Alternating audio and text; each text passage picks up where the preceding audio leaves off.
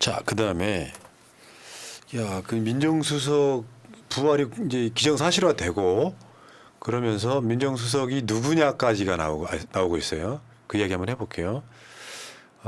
민정수석을 부활한다는 게 나 진짜 그러니까 개돼지들은 아마 그게 민정수석이 뭐 하는지도 모르고 소통 역할을 하니까 그래 민정수석 만들어라 하겠지만 선수들은 다 아는 이야기지. 민정수석 부활을 하면 결국에는 그런 거죠. 사정기관 장악하고 정보조직 재가동하겠다는. 보통 이제 경찰, 검찰, 국정원, 뭐 군대로 치면은 저기 기무사, 과거의 기무사 뭐 이런 그에서 직접 정보 접수를 받게 된다. 뭐 이런 의미가 되죠. 근데 그거 이런 거예요. 국정원이 슬슬 국내 정치 개입하려고 하는 느낌 있잖아요. 국정원이 네, 국내 파트를 다시 만든다. 뭐 그런 그건 이제 이야기가 나중에는 이게 다 드러날 겁니다만 네. 하다못해 이재명 대표 테러 관련해서도 국정원이 뭔가 이상한 느낌이 있었고요. 네. 그 다음에 지금 제가 핵심으로 보는 건 경찰 정보조직, 정보경찰, 정보과 형사들 이런 것도 있을 거고 그러니까 민심 소통이라는 명분으로 민정수석실을 부활하는 건데 결국 검찰 출신 안 치겠다는 거잖아요. 검찰 출신 안 치면 소통이 됩니까? 검찰 출신 안 치면 소통이 되냐고. 그러니까 지가 그냥 마음 편하자고 하는 거죠. 이게 검찰 출신으로 내 주변에 딱 이렇게 다 채워져 있어야지 자기 마음이 편하니까 계속 그런 방향으로만 가는 거 아니겠습니까? 그러니까 진짜 이거는 심각한 어떤 건강상의 문제라고 봅니다.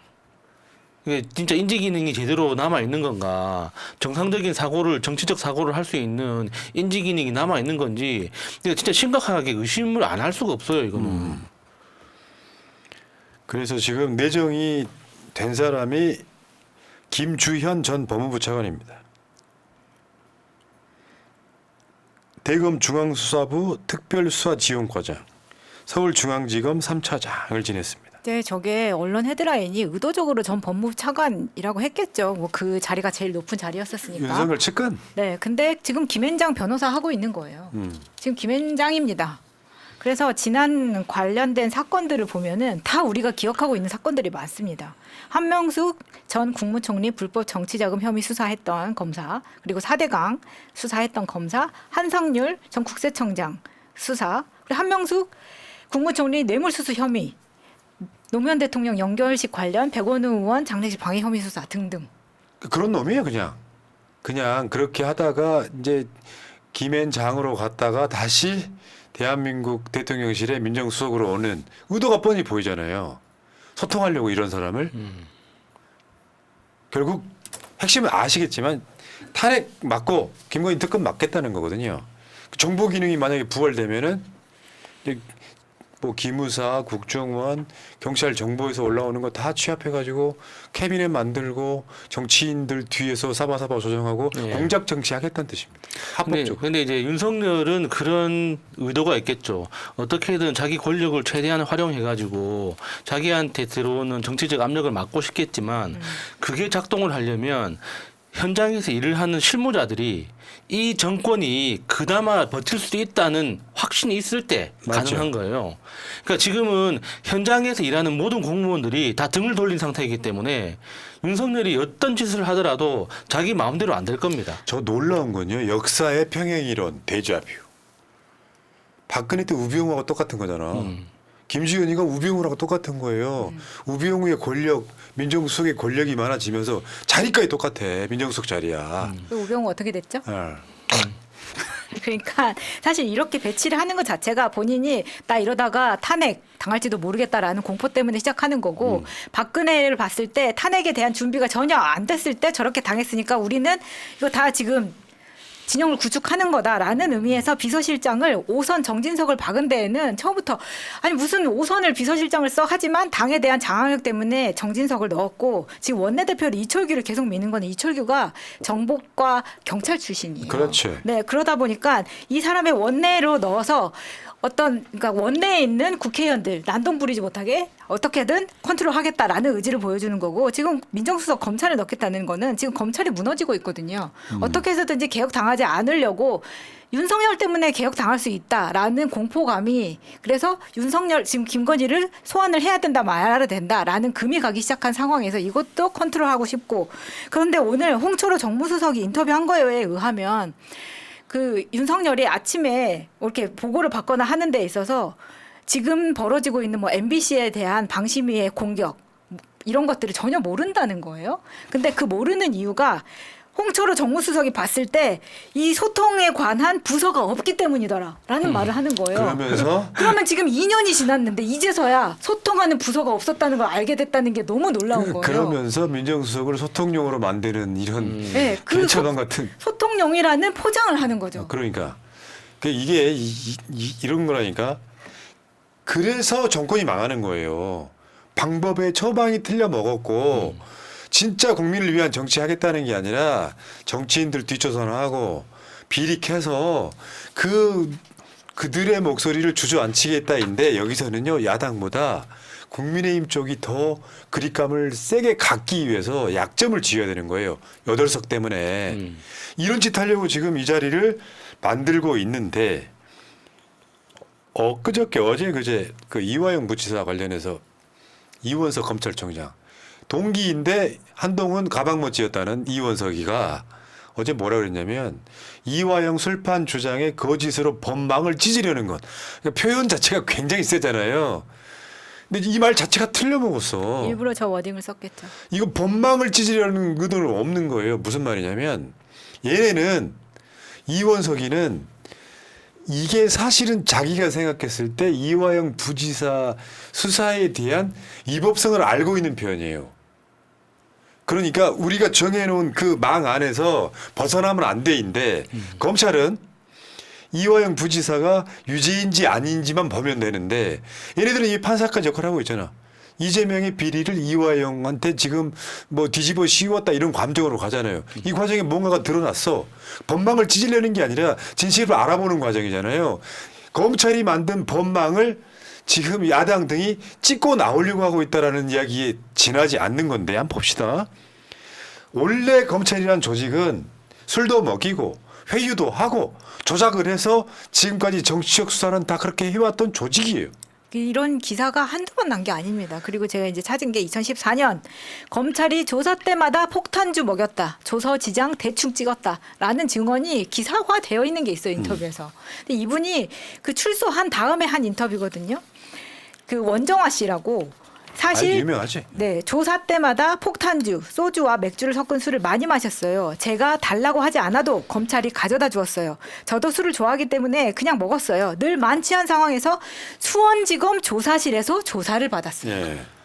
그거 말고도 뭐 최근에 알려진 거 박지원 전 국정원장이 대북 송금 사건이라는 게 있었어. DJ 때. 네. 그때도 그때 술 특검 주더라 때도, 이런 네, 거고요. 검찰에서 마셨다. 그다음 것도 있어요. 검찰이 족발과 양주로 회유했다. 족발. 그게 뭐예요?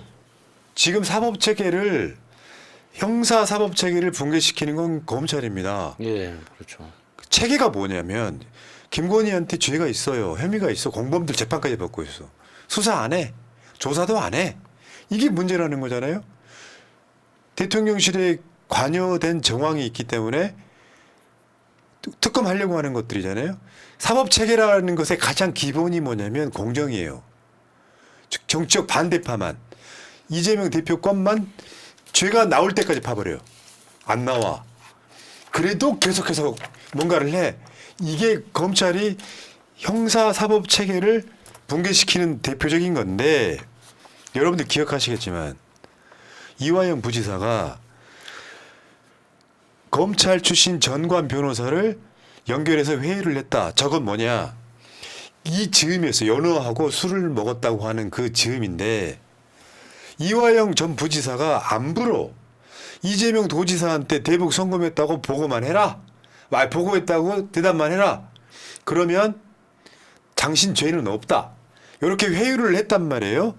근데 최근에 이화영 부지사가 검사가 박상영 변호사예요. 아니죠. 검사예요. 전관 변호사를 연결했다. 그래서 검찰이 말도 안 되는 소리도 했는데 이번에 오늘 드러난 사건이에요.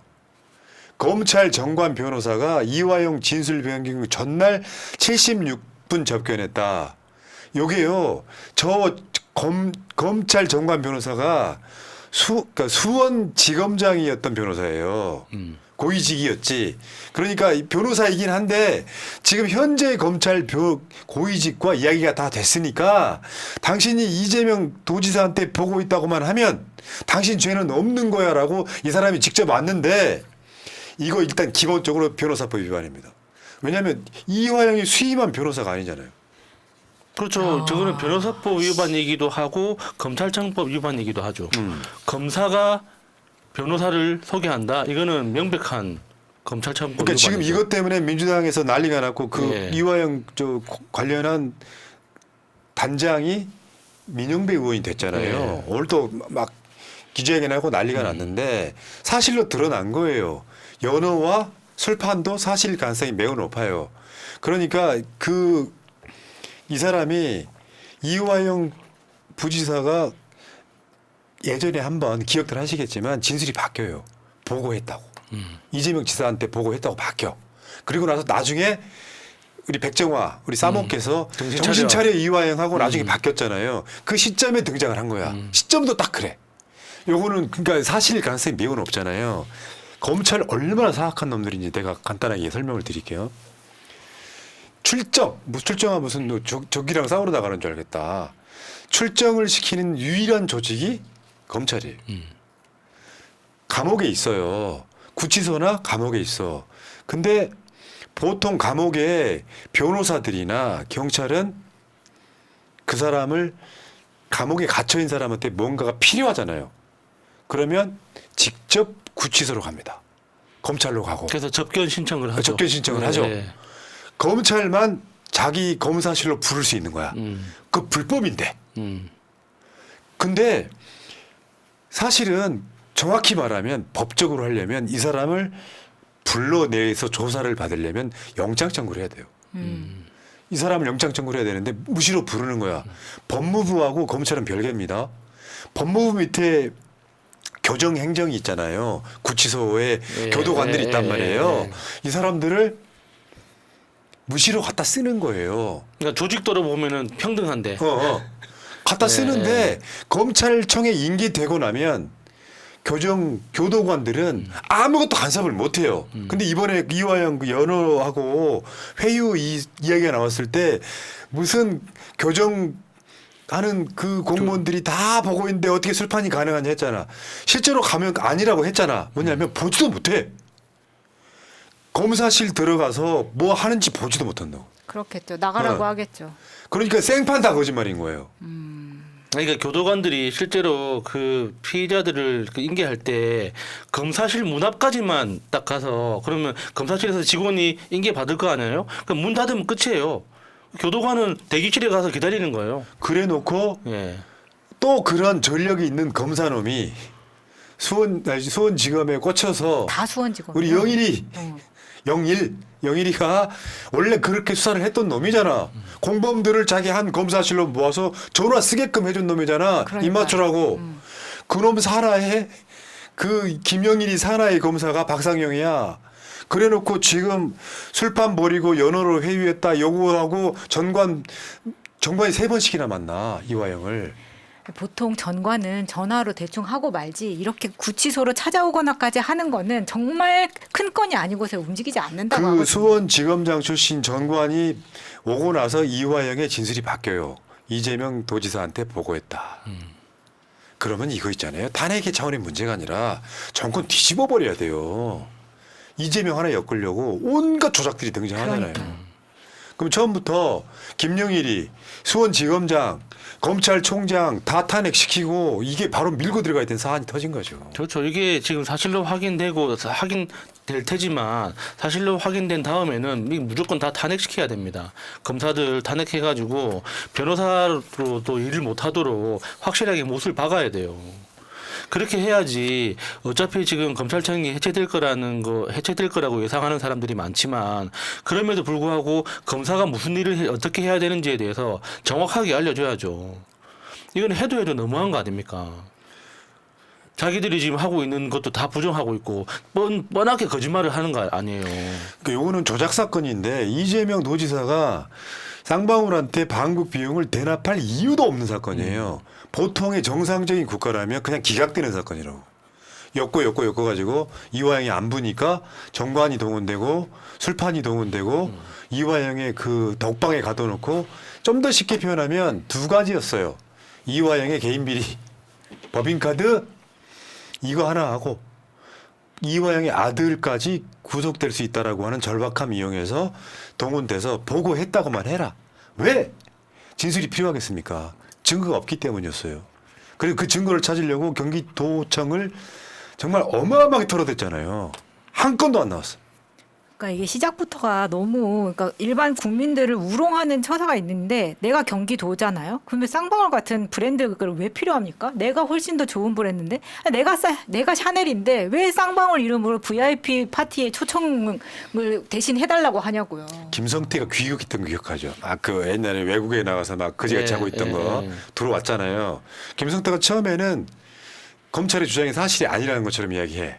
언론에 처음에 잡혀 들어갈 때 우리나라 도착하자마자 그 김성태가 들어오기 전에 이 수원지검장 출신 정관이 처음에 이화영을 면회오는 거예요. 그리고 김성태가 잡혀 들어오죠. 그리고 그 후에 두 번 더 면회와갖고 이화영의 진술이 바뀌어요. 이거 영화예요? 영화지. 완전 그 영화지. 이걸 시나리오로 쓰면 감독한테 빤 맞습니다. 말도 안 되는 소리라고. 말이 되는 소리를 해야지 아무리 영화지만 그게 말이 되냐고. 그러니까 이제 추정컨대 김성태가 들어오기 전에 김성태도 어느 정도 검찰과 입을 맞추고 들어왔을 가능성이 있어요. 공항에서 했던 말은 사실은 그 부분은 내가 봤을 때는 언론 플레이용이었고 그 전에 이화영이 경기도지사 이재명한테 보고했다는 진술을 먼저 확보하고 김성태가 들어와서 그 말을 뒷받침할 만한 증언을 해주면 꼼짝 말아 되는 거예요. 이재명 도지사가. 3인 선고가 되는 거야. 근데 처음에는 실패를 했던 거고 그리고 나서 두 번째 갔던 그 전관 수원지검장 출신이 이렇게 말할 수 있어요. 김성태가 불었다. 김성태가 불었다. 이재명을 위한 송금이었다고 그렇지. 불었다.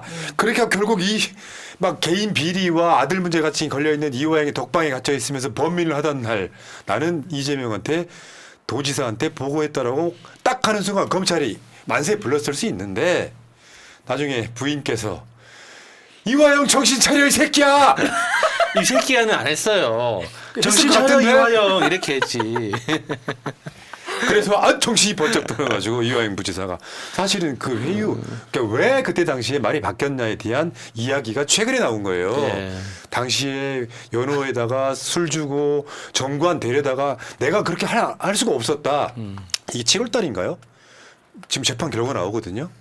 1심 결과가 나와. 이거 100% 무죄가 나와야 될 사안이에요. 어떤 증거도 없어. 진술에만 의존하고 있잖아. 근데 검찰은 이화영이 말이 진술이 왔다 갔다 하기 때문에 검찰의 주장이 맞다고 주장을 하는 거고 왜 내 진술이 바뀌었는지 이화영 부지사는 이야기했던 거고. 근데 이번에 결정적으로 아무 상관없는 수원지검장 출신의 정관이 3번이나 이화영을 만나러 왔다. 이화영의 주장이 맞는 걸로 드러난 거예요. 그러면 이게 1심 재판 판결에 영향을 줄 겁니다. 우리가 총선도 이겼고요. 이것도 네. 윤석열 탄핵 사안입니다. 이제 검찰의 운명은 정해진 거죠. 아이고 참 여기까지.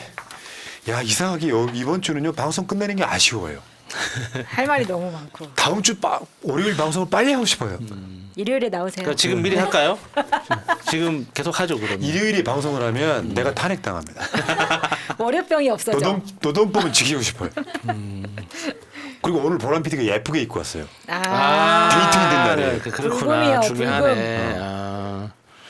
어쩐지 연예인 같더라. 방송 마치겠습니다. 자, 두 분 고생하셨고요. 보람 PD도 고생했고요. 자, 새날은 다음 주에 다시 오겠습니다. 땡큐. 감사합니다. 고맙습니다.